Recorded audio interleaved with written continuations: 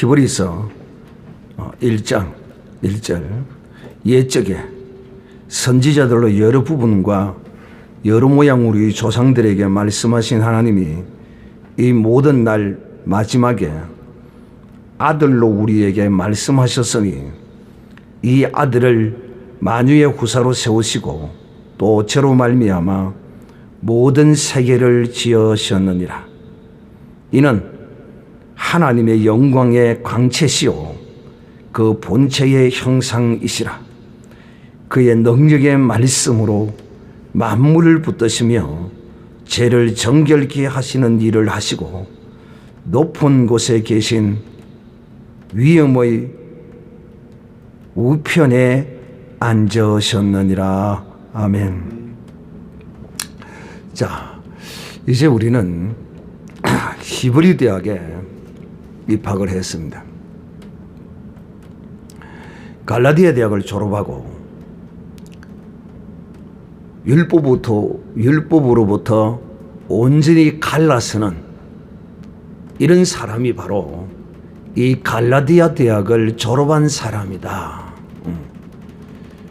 그러면 우리는 율법을 받지 않은 이방인이지만은 그러면 우리는 어디와 갈랐어야 하느냐? 무엇과 갈랐어야 하느냐? 우리는 바로 우리의 양심과 내 의와 갈라서는 자가 되어야 합니다. 그래서 이 갈라디아 대학을 졸업한 사람은 율법에서도 졸업하고 양심에서도 졸업한 사람이 바로 이 갈라디아 대학을 졸업한 사람이다 하는 것입니다. 그래서 여러분이 이제는 앞으로의 이 신앙의 여정의 삶이 율법적 삶이 되어서는 안 되고 또 양심으로 사는 사람이 되어서는 안 된다 하는 의미로서 여러분이 갈라디아서를 공부했다면 그 뜻을 참 바로 아는 사람이라고 할 수 있습니다. 그러므로 여러분 이제는 어떤 일이 있어도 인간의 양심으로 살아서는 안 된다 하는 것입니다. 이 인간의 양심은 자기의 의입니다. 유대인들은 율법이 자기의 의예요. 그래서 그들은 모든 일에 율법이 어떠하고 율법으로 이렇게 말합니다. 그런데 이방인들은 율법으로 말하지 않고 이방인들은 전부 다 양심 말합니다. 그런데 여러분 율법으로서도 하나님 앞에 온전히 행할 인생이 아무도 없습니다. 하나님의 이 율법을 다 지킬 인간이 없다 이 말입니다. 역시 이방인인 우리도 양심으로서 하나님 앞에 온전히 설 수 있는 자가 있느냐면 역시 없습니다. 양심을 온전하게 바로 쓸 수 있는 인간이 있느냐? 없다 이겁니다. 있으면 한번 나와보라 그래요. 없어요. 아마 나는 양심대로 산다라고 말하는 사람이 있다면 이는 병동에 119를 불러야 할 것입니다. 병동에 있어야 할 사람입니다. 왜? 자기 자신을 볼 줄 모르니까. 그래서 우리가 주 예수 그리스도 앞에 서면 우리 자신이 어떤 존재인가, 내가 누구인가 마치 거울을 보는 것처럼 환히 보이는 것이죠. 그러므로 예수 그리스도는 무지하고 어둡고 캄캄한 우리 인생의 빛이요 길이요 우리 자신을 보게 하는 거울이 되시는 것이죠. 그러므로 예수 그리스도 안에 있는 사람은 결코 내 양심으로 살 수 없다는 사실을 무엇보다도 잘 깨달아 하는 사람이에요. 오늘 이 갈라디아서는 유대인으로서 예수 그리스도를 영접한 사람, 복음을 받은 사람이 이 율법과 갈라서지 못하는 데 대하여 바울이 저들을 권면하고 가르치고 훈계하고 책망하고 있는 것입니다. 그러므로 저들은 이 율법에서 완전히 벗어나야 합니다. 그래서 율법은 두 가지 측면에서 우리의 삶에 적용시킬 수 있는 하나는 그 율법이 예수 그리스도를 증거하는 성취되어지고 완성된 율법에 관하여 저들이 그것을 계속 추종하는 것에 대하여 그걸 버리라는 것입니다. 이제 제사법도 끝났어요. 이제는 율법의 안식일도 끝났고요. 또 이제는 할례도 다 끝났어요. 이런 것들을 어떤 모양이나 형식이나 이런 것으로 하나님의 백성의 표를 내려고 해서는 안 된다는 것입니다. 그리고 또 하나는 율법하면 무엇보다도 바로 이 정죄입니다. 율법은 은혜의 법이 아닙니다. 율법은 정죄의 법입니다. 그러므로 율법에 속한 사람은 정죄하는 것으로 자기의 기쁨과 만족을 누립니다. 그런데 하나님은 결코 정죄하는 것을 옳다고 말하지 않습니다. 어떤 인생이 정죄할 온전한 인생은 아무도 없어요. 그래서 율법에 속하지 않는 사람은 정죄하지 아니하고 그에게는 은혜가 넘치는 사람입니다. 그래서 제가 늘 여러분에게 은혜의 사람이 되면 그야말로 완전한 사람이라고 해도 과언이 아니다라고 제가 늘 이렇게 강조하는 것이 여기에 있는 것이죠. 또 이방인의 양심입니다. 다시 한번 여러분에게 말씀합니다마는 여러분은 여러분의 양심대로 살려고 하지 마십시오. 왜? 마귀는 우리에게 인간 양심으로 하나님 앞에 나아가도록 충동합니다. 네가 그래가지고 하나님 앞에 갈 수 있겠느냐는 것입니다. 그러면 우리는 이 마귀의 송사와 이런 유혹에 대하여 그래, 그렇지, 내가 이래가지고 예수 믿는다고, 내가 이래가지고 하나님을 아버지라 부른다고, 내도 양심이 있지, 아나 콩콩. 이건 마귀에게 전형적인 속은 사람의 모습입니다. 마귀가 우리에게 양심으로 정죄에 들어옵니다. 네가 그래가지고 네가 전에도 거짓하고 이번에도 또 하고 네가 양심도 없냐? 네가 그래가지고 예수 믿는다고 그래? 마귀는 우리를 이렇게 속삭이고 들어옵니다. 그러면 양심으로 살려고 하는 사람은 그리스도 안에서 넘어집니다. 우리는 우리의 이 인생을 살면서 사람에 따라서는 그 각자 나름대로의 약점이 있어서 어떤 약한 부분들이 있다 이 말입니다. 어떤 사람은 A라는 것이 약한 부분이 있고 어떤 사람은 B라는 것이 약한 부분이 있어요. 그래서 그 약한 부분에 잘 쓰러지고 넘어진다 이 말이에요. 특히 우리의 어떤 이 성정 때문에 말이에요. 우리의 이런 나쁜 성질 때문에 그런 것이 많이 나타날 수 있어요. 그럴 때마다 마귀는 우리를 그것을 가지고 네가 양심대로 살지 못한다고 하면서 우리를 정죄에 들어와요. 그래서 그 정죄에 빠져서 교회가 가기 싫어지는 거예요. 왜? 맞잖아요. 마귀의 말을 들으면 너는 양심도 없냐? 그래, 그렇지. 내가 전에도 이 짓을 하고 또 이 짓을 하고 있구나. 네가 그래 갖고 교회 가나? 그래, 내가 이럴 바에 뭐 교회 안 가는 게 때려치우는 게 낫지. 이 마귀의 속삭임에 넘어가요. 마귀가 우리에게 속삭이면 우리는 이렇게 대적해야 돼요. 네가 그래 갖고 예수쟁이냐? 그럼 우리가 뭐라고 대답해야 합니까? 내가 그러니까 예수쟁이지. 내가 그럴 수밖에 없는 존재니까 나는 예수님 믿어야 돼. 그렇기 때문에 나는 은혜의 보좌 앞으로 강하고 담대하게 나는 나아가야 돼. 주님이 내게 그렇게 하라고 하셨어. 은혜의 보좌 앞으로 나오기만 하면 산다고 하셨고, 은혜의 보좌 앞으로 나와서 주님을 찾으면 내게 은혜 주시리라 주님이 약속하셨어. 마귀에게 이렇게 대꾸하고 마귀에게 속지 말아야 하는 것입니다. 이것이 바로 주님의 말씀을 붙드는 것이 주님의 양심을 붙드는 것이에요. 주님의 양심은 뭡니까? 뭐가 주님의 양심이에요? 뭐가 주님의 양심이에요? 기록된 언약의 말씀이 주님의 양심이에요.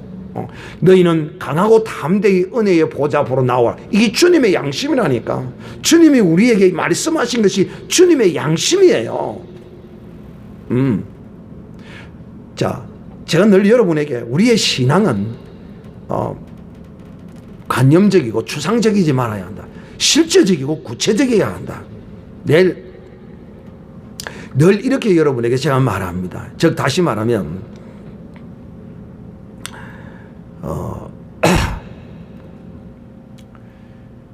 그리스도의 양심이 뭐냐?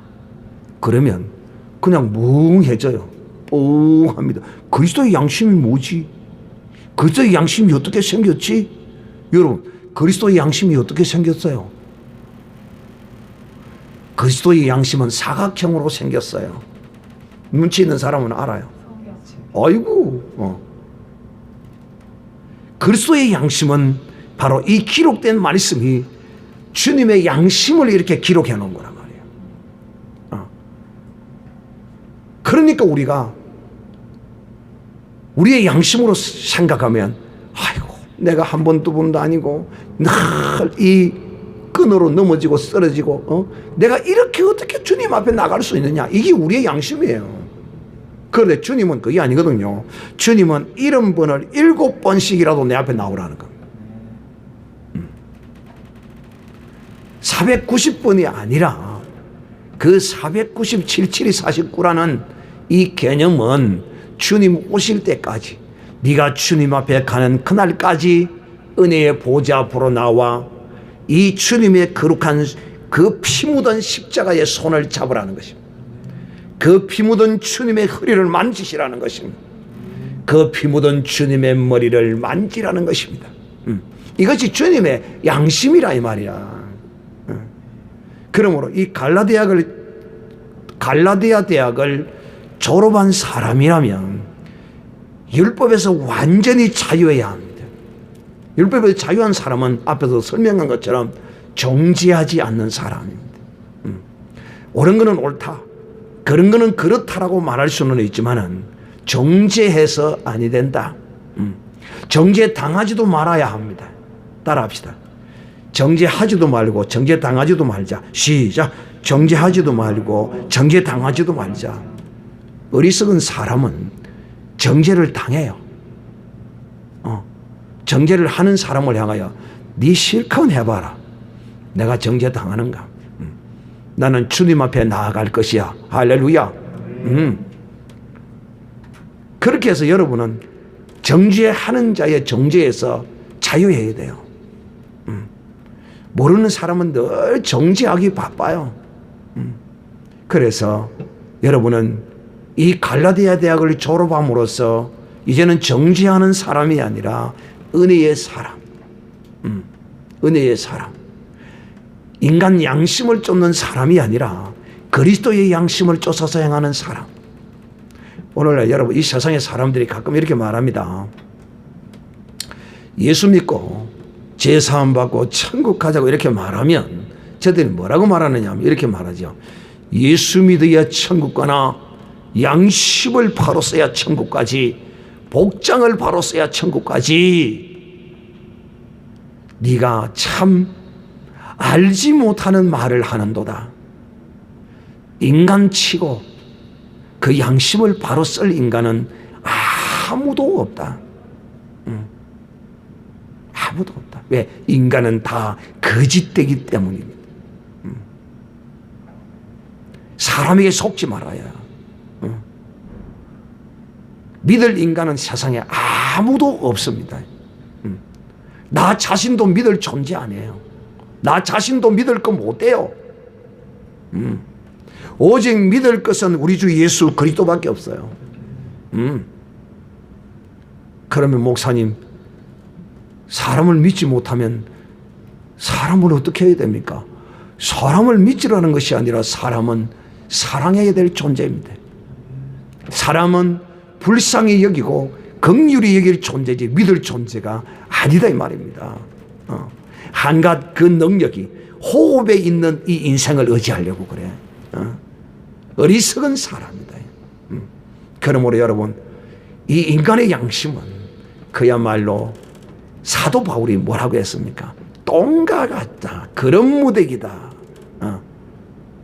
율법은 그런 무더기다라고 표현했던 것입니다. 그러므로 갈라디아 대학을 졸업한 여러분은 이제 율법에서 완벽하게 자유하고 양심에서 자유하고 정죄하는 데서 자유하고 온전한 은혜의 사람이 되어야 합니다. 이 사람이 갈라디아 대학을 졸업한 사람입니다. 자, 그러면 오늘 이 밤에는 이제 히브리 대학에 여러분이 입학을 하게 되었습니다. 축하합니다. 오늘 참 히브리인이 되시기를 주님의 이름으로 축복합니다. 참 히브리인은 아브라함의 육신적 후손이 참 히브리인이 아니에요. 강을 건너온 자가 히브리인이에요. 오늘 여러분은 율법의 강을 건넜습니다. 할렐루야. 이제 은혜의 강에 이제 여러분이 도착했어요. 마음껏 이 은혜의 강에서 자유를 누리시기를 주님의 이름으로 축복합니다. 이 히브리인은 히브리 대학에 들어옴으로써 여러분은 히브리인이 되어야 돼요. 히브리인. 강을 온전히 걷는 사람. 이 히브리인은 누가 히브리인인가? 오늘 이 히브리서도 결국은 율법 아래서 아직도 깨닫지 못하는 유대인들에게 이 서신서를 보내는 것입니다. 실상은 그렇죠. 그러나 우리가 영적으로는 우리가 이제 이 히브리서를 배움으로써 율법에서 갈라선 사람으로 온전한 하나님이 기뻐하시는 참 히브리인이 되는 참 아브라함의 자손이 되는 그런 온전한 은혜가 있기를 주님의 이름으로 부탁합니다. 오늘 히브리서의 이 저자는 예수 그리스도를 메시아로 믿지 못하는 유대인과 또 그리스도 안에서도 아직까지도 율법에 젖어 있는 그런 사람들에게 예수 그리스도가 바로 참 하나님이 보낸 메시아요, 우리의 구원주요, 율법의 제사로 드려진 하나님의 거룩한 어린 양이라는 이 세례요한의 증거를 온전케 하는 그런 이 성경 해석서를 히브리인들에게 유대인으로서 예수 그리스도를 영접한 사람과 또 유대인들에게 이 서신서를 보낸 것으로 우리가 이해하면 좋겠다. 그러나 이제 우리는 이 히브리서를 읽을 때 공부를 할 때 참 아브라함의 자손, 참 히브리인, 참 아브라함 자손이 되는 그런 은혜가 있기를 바라는 마음으로 제가 이제 이 히브리서를 여러분에게 강의하고자 합니다. 1장 1절에 보면 옛적에 선지자들로 여러 부분과 여러 모양으로 우리 조상들에게 말씀하신 하나님이시다. 여러분, 이 옛날 옛적이라고 말하면 이 구약 성경을 일컬어 말하는 것이죠. 즉 세례 요한 이전에 있었던 모든 선지자들입니다. 쉽게 이야기하면 성경에 기록된 하나님의 사람들, 특히 하나님의 부르심을 받은, 하나님이 택함을 받은 사람들은 다, 구약 성경에 기록된 사람들은 다 선지자로 보면 됩니다. 그렇다면 여러분 하나 묻겠습니다. 아브라함은 선지자일까요? 아닐까요? 아브라함 선지자입니다. 그러면 또 하나 묻겠습니다. 야곱은 선지자일까요? 아닐까요? 야곱도 선지자입니다. 그가 죽을 때 그 12 아들들에게 예언하는 모습을 보십시오. 그 예언 안에는 그리스도의 예언이 내포되어 있습니다. 그리스도의 오시는 길이 이 야곱을 통하여 예언되어지고 있다는 것입니다. 야곱도 선지자입니다. 그럼 모세는 선지자일까요? 아닐까요? 물론 모세도 선지자죠. 그럼 다윗은요? 다윗도 선지자예요. 이 성경에 기록된 이런 모든 사람들이 다 선지자들입니다. 또 이것뿐만이 아니고 여러 부분과 여러 모양이라. 성경에는 각 모양과 어떠함들이 다 있습니다. 즉 에덴 동산에도 에덴 동산도 있고 또 성막도 있고 예루살렘 성전도 있고 뭐 여러 가지 모양들이 있어요. 에덴 동산에는 또 생명나무도 있고요. 그 아담과 하와를 선악을 알게 하는 실과를 먹게 했던 뱀도 있고요. 이런 모든 것들이 다 우리 주 예수 그리스도로 말미암아 우리 주 예수 그리스도로 인하여 이루어지고 나타내실 것을 주님이 선지자들을 통하여 나타내신 것이라는 것입니다. 자, 그러면 에덴 동산의 생명나무와 선악을 알게 하는 나무, 이것도 역시 예수 그리스도의 예표입니다. 또 이 선악과를 먹은 하와에게 하나님이 뱀이 너로 하여금 이 선악과를 먹게 했으니까 뱀으로 하여금 종신토록 흙을 먹으라고 하나님이 저주를 해버리고, 또 하와에게는 너의 후손이 뱀의 머리를 상하게 하고 뱀의 후손이 네 후손의 발꿈치를 상하게 할 것이다. 이런 하나님의 약속의 이런 말씀의 이런 모양들은 전부 예수 그리스도로 말미암아 이루어질 말씀들이에요. 그러면 또 이제 어떤 사람은 이렇게 저에게 물을 거예요. 목사님, 생명나무는 예수님의 예표라고 이렇게 참 말하는 데는 이해가 되었지만은 선악을 알게 하는 나무를 실과는 그걸 어찌 예수님의 예표라고 말씀합니까? 자, 그것에 대해서 여러분이 설명합니다. 예수 그리스도 없이 천국 없고 예수 그리스도 없이 지옥 없습니다. 누가 선한 자이며 누가 악한 자입니까? 여러분, 누가 선하고 누가 악합니까? 오늘날 이 세상의 사람들은 선하고 악한 사람이 누가 선하고 악한지 그 구분이 모호해요. 또 저들은 몰라요. 그런데 이 선악의 기준은 죄인들이 어떤 선악의 기준을 설정할 수가 없어요. 이 선악의 기준은 거룩하신 온전하신 하나님만이 이 선악의 기준을 정할 수 있어요.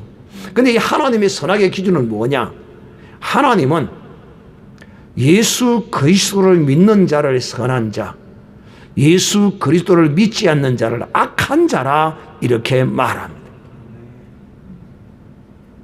그러면 또 이제 어떤 사람은 목사님 뭐 그런 것 같기는 한데요, 그 무슨 뭐 그런 거에 대한 뭐 증거라도 어디에 뭐 있습니까? 성경에 어디 뭐 그런 말이 있습니까? 있습니다. 한번 찾아볼까요? 요한복음 5장 29절 이렇게 기록이 되어 있습니다. 선한 일을 행하는 자는 생명의 부활로, 악한 일을 행한 자는 심판의 부활로 나오리라. 그러면 여러분, 선한 일을 하는 자는 누구며 악한 일을 하는 자는 누구인가? 하나님께서, 예수님께서 직접 이렇게 말씀하셨어요. 나를 믿는 것이 하나님의 일이다라고 했습니다. 예수 그리스도를 믿는 이 일이 하나님을 믿는 것이에요. 선한 일이라 이 말이에요. 이 하나님의 일이에요. 예수 그리스도를 믿는 일이 선한 일이고 믿지 않는 일이 악한 일입니다. 그래서 믿는 자가 선한 자요, 믿지 않는 자가 악한 자입니다. 그래서 이 선악의 기준은 죄를 가지고 있느냐 가지고 있지 않느냐가 그 기준이 될 수도 있는 것이지요. 왜? 예수 그리스도를 믿는 자가 왜 선한 자냐? 그는 예수 그리스도로 말미암아 죄 사함을 입은 자이기 때문에, 죄 사함을 받은 자이기 때문에. 그러나 악한 자는 그 죄가 있기 때문에 악한 것이다. 예수 그리스도를 믿지 아니하면 죄의 사함을 받지 못했기 때문에 그가 바로 악한 자입니다.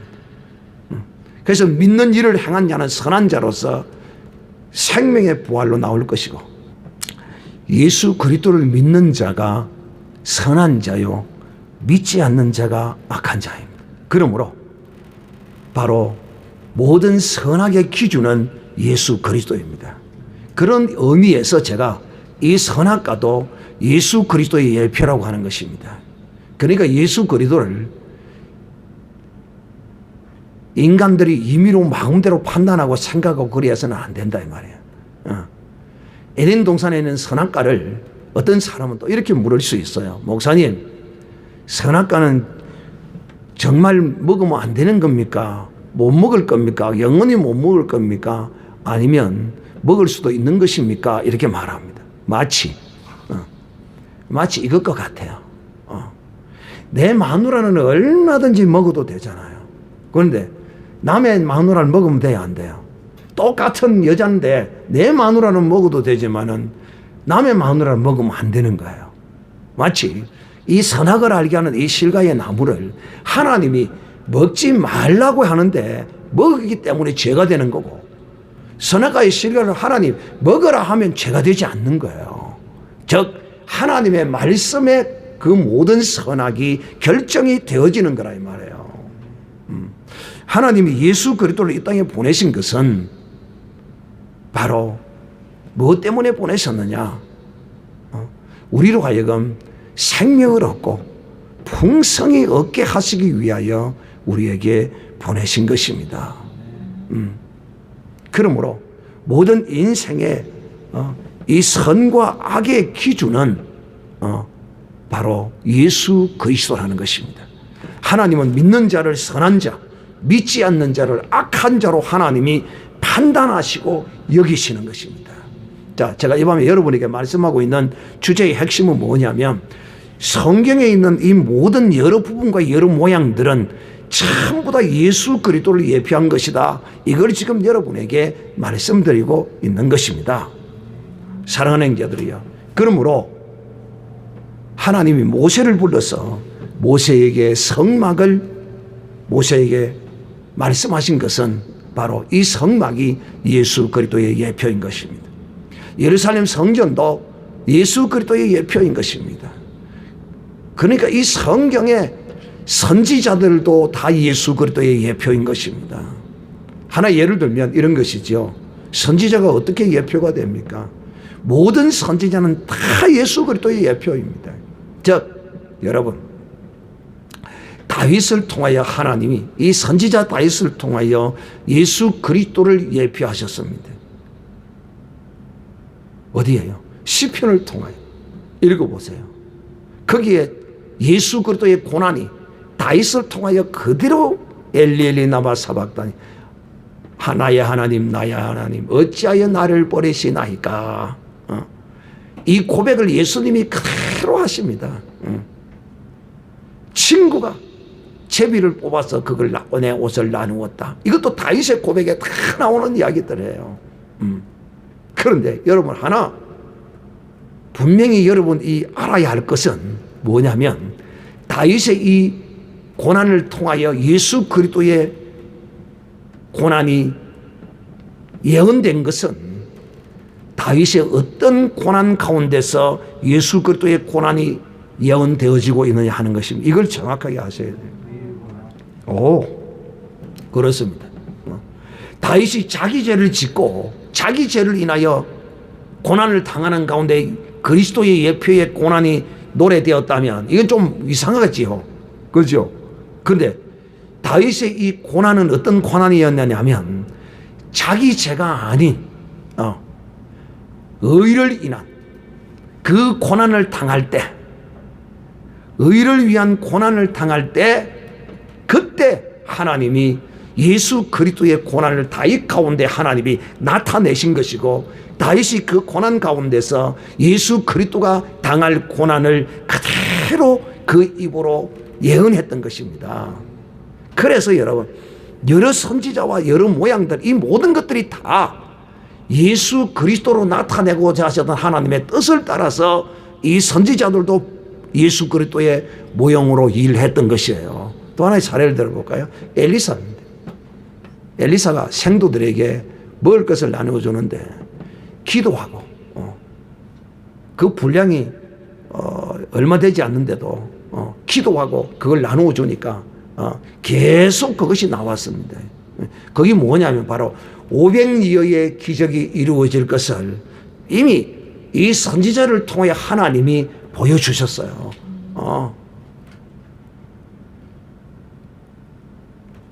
자, 지금 이 밤에 이 히브리서 저자는 이 히브리서를 읽고 있는, 서신서를 읽고 있는 자들에게 구약에 기록된 이런 것들이 전부 다 예수 그리스도를 나타내기 위하여 주님이, 하나님이 일하신 것이다.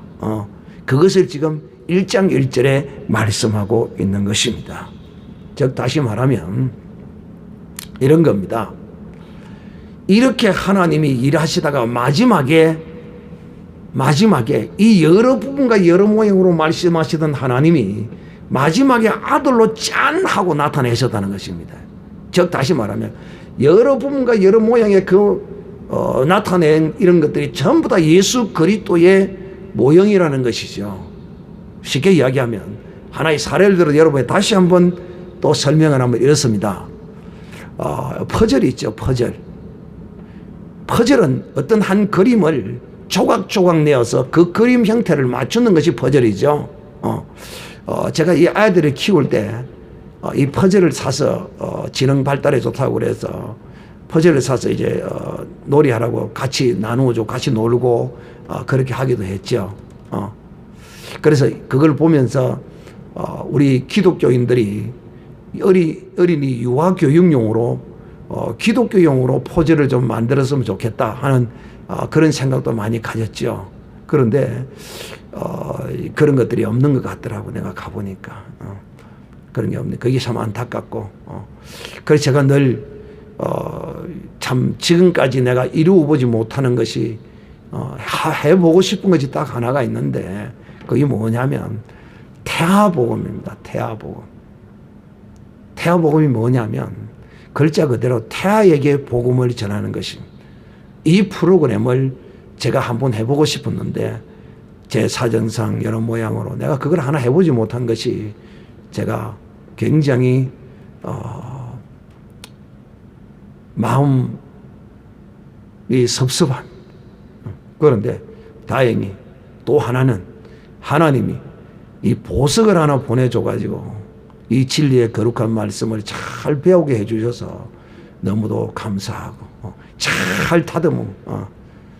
보석은 여러분 사람들 눈에 보기에 그게 보석인지 뭔지 원석은 잘 몰라요. 원석은 모릅니다. 그런데 세공하고 가공하는 사람은 그 원석을 보면 알아요.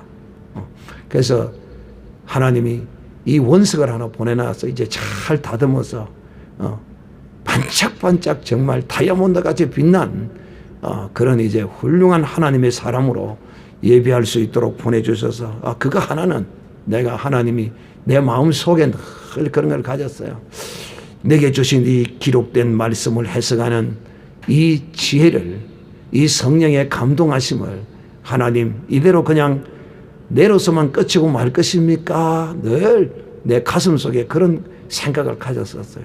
그런데 뜻밖의 생각지도 뜻하지도 않은 때에 하나님이 또 사모하는 마음을 가진 자를 보내셔서 이 성경을 강의할 수 있도록 이렇게 은혜를 주시니 감사하기 거지 없습니다.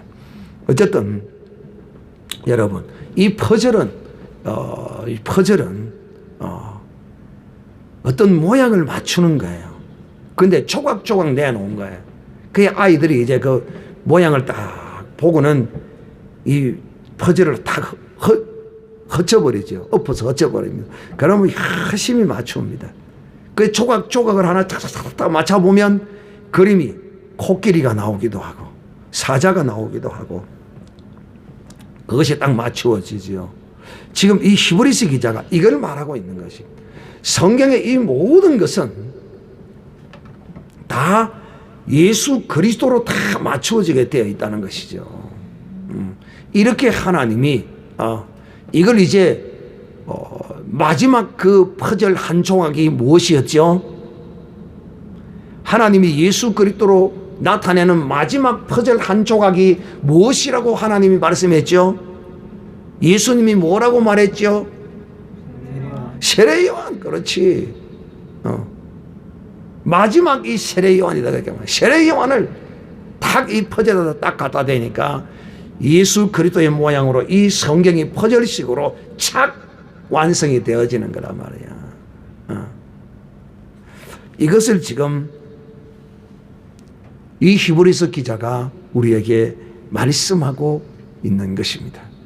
사랑하는 형제들이요, 우리가 믿는 이 예수는 그저 하루아침에 어디서 뚝딱 나온 이런 존재가 아니에요.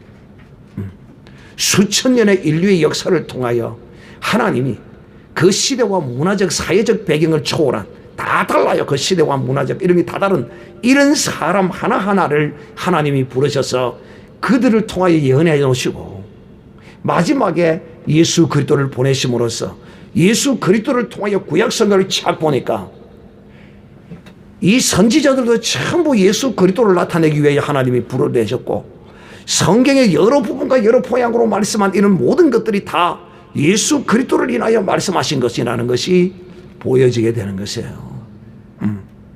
이것을 히브리서 기자가 히브리인들에게 지금 말씀하고 있고, 오늘 이방인으로서 이 말씀을 듣는 모든 사람들에게 이 히브리서 기자가 성경의 여러 부분과 여러 모양으로 말씀했다는 이 기록에 대하여 우리가 공부할 때, 이야, 믿지 않을래야 믿지 않을 수가 없어요.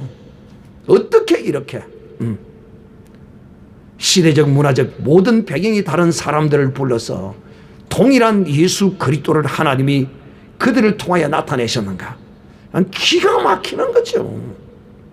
하나님이 아니고서는 이렇게 일하실 수가 없다 이것입니다. 하나 예를 들어볼까요, 여러분? 이 수천 년의 역사 가운데 문화적, 사회적 이런 것들이 배경들이 다 달라요. 그런데도 한결같은 그 뜻으로 선지자들과 여러 부분과 여러 모양 말씀하셨던 것을 이렇게 나타내시는 거예요. 하나님이시기 때문에 이게 가능해요. 그런데 사람이 이런 짓을 행한다, 사람이 이런 일을 행한다면 과연 이렇게 동일한 예수 그리스도를 그려낼 수 있느냐? 못 그려내요. 심지어는 우리는 어느 정도인 줄 압니까? 실력이. 호랑이를 앞에다 놔놓고 그리라 해도 고양이를 그려내는 것입니다. 이해가 좀 됩니까? 무슨 뜻인지를. 우리 인간의 수준이 그래요. 그런데 하나님은 6천여 년 전에,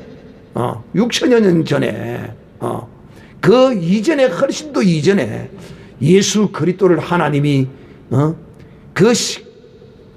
품으시고, 예수 그리스도를 그 심령에 품으시고, 이 6천년의 역사를 통하여 예수 그리스도를 6천년 이렇게 해야 되나 4천년 이렇게 해야 되나, 어쨌든 수천 년을 통하여 예수 그리스도를, 예수님이 선지자들과 여러 모양으로 하나님이 예수 그리스도를 예표로 그려냈어요.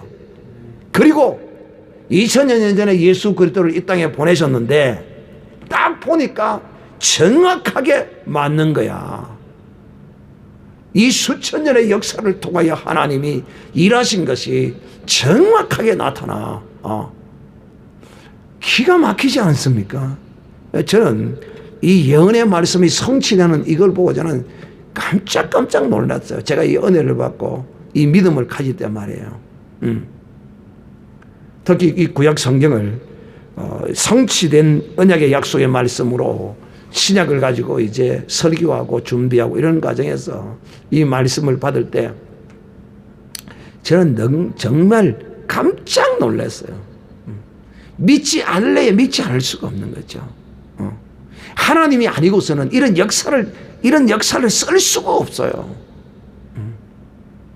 기가 막히잖아요.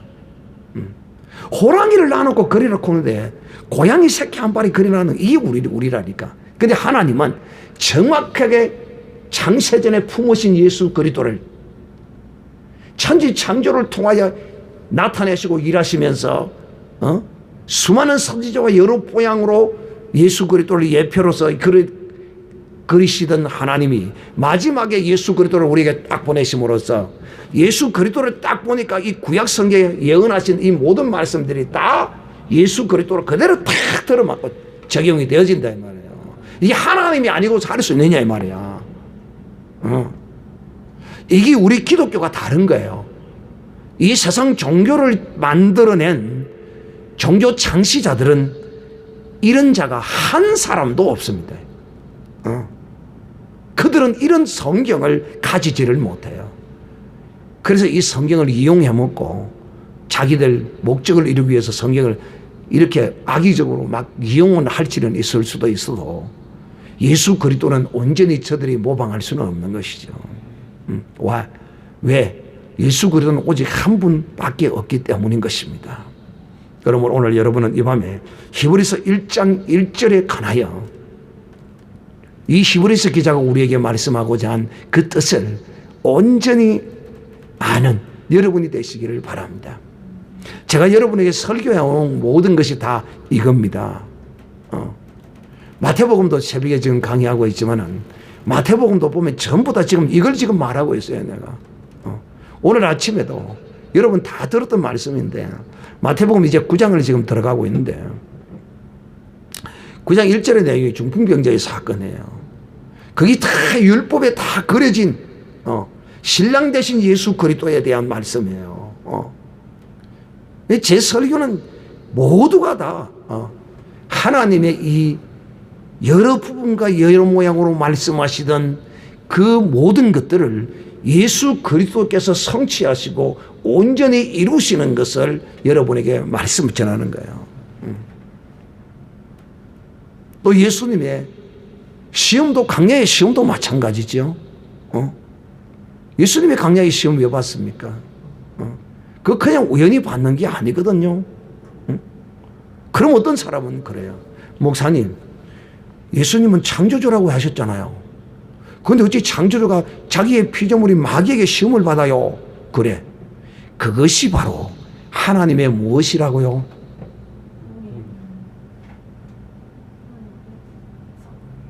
그것이 하나님의 무엇이라고요? 마귀에게 시험을 받는 것이 하나님의 무엇이 나타난 거예요? 우리를 향한 하나님의 무엇이? 사랑이 나타나는 거란 말이에요.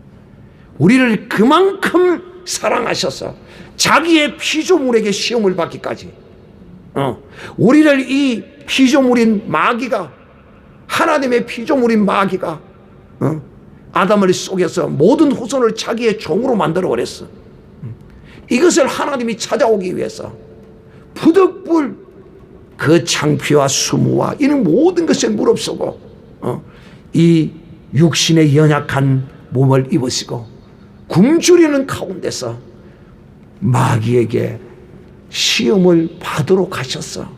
마귀가 시험을 받으러 온 게 아니야. 예수님이 스스로 마귀에게 시험을 받도록 하셔서 마귀에게 포로된 우리를 건져내기 위해서 주님이 시험을 받으신 거야. 알아야지.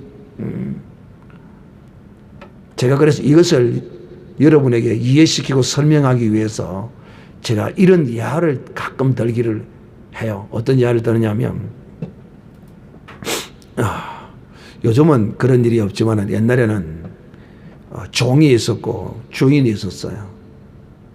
그래서 이제 사회가 변화되면서 종이라는 문화가 없어지고 이제 직원이다, 일꾼이다 이런 이제 개념으로 변하던 한 시대가 있었죠. 우리 시대 때. 그때 있었던 사건이 있죠. 이제 막 그렇게 변하고 있었는데 종이 그 주인의 집에서 이제 석방이 되어서 이제 자기 개인적인 이제 일을 하면서 살았어요.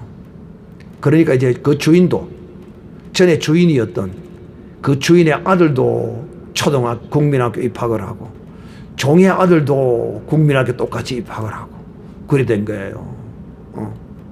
그런데 주인의 아들이 종의 아들을 두드려 패버렸어. 종의 아들을 두드려 패버렸어. 꼼짝없이 이제 형무소에 들어가게 된 거예요. 그러니까 경찰이 그럽니다. 이 사건은 피해자의 합의를 받아오면 죄 없이 그냥 석방할 수 있습니다. 그런데 합의를 안 되면 어쩔 수가 없이 처벌해야 됩니다. 그러니까 여러분, 전에 주였던 이 부자가 아들을 감옥에 집어넣고 싶겠어요? 그래서 이 종에게 찾아가서 이 보시게 이 서방, 내가 무릎을 꿇고 빕니까? 나를 봐서라도 우리 아들 좀 용서 좀 해주게. 여러분, 그게 당토한 일입니까 진짜? 자기의 전에 모습이었던 그 사람에게 가가지고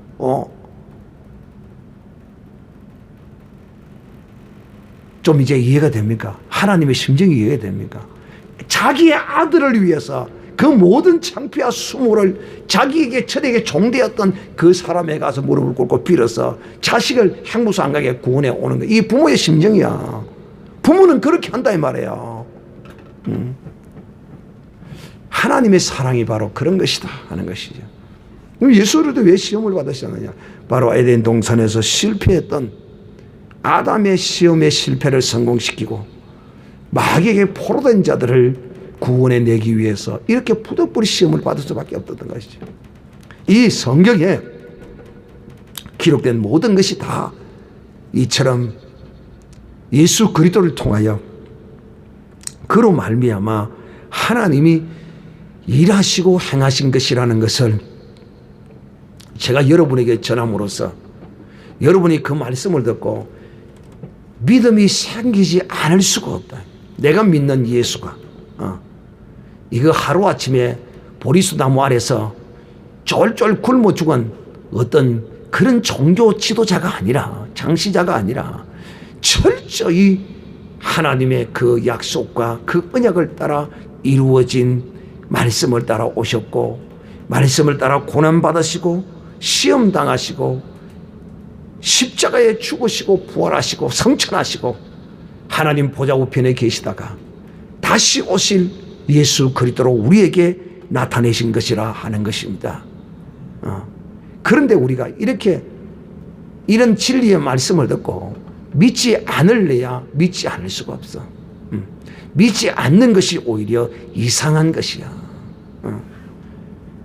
그러므로 우리가 믿는 이 예수는 사랑하는 형제들이여, 철저한 하나님의 언약의 예언의 약속의 말씀을 따라 수천 년의 역사를 통하여 하나님이 나타내시고 하나님이 그리시고 마지막에 그 실체인 예수 그리스도를 우리에게 나타내신 것이다 하는 것을 꼭 이 밤에 기억하는 여러분이 되시기를 바랍니다.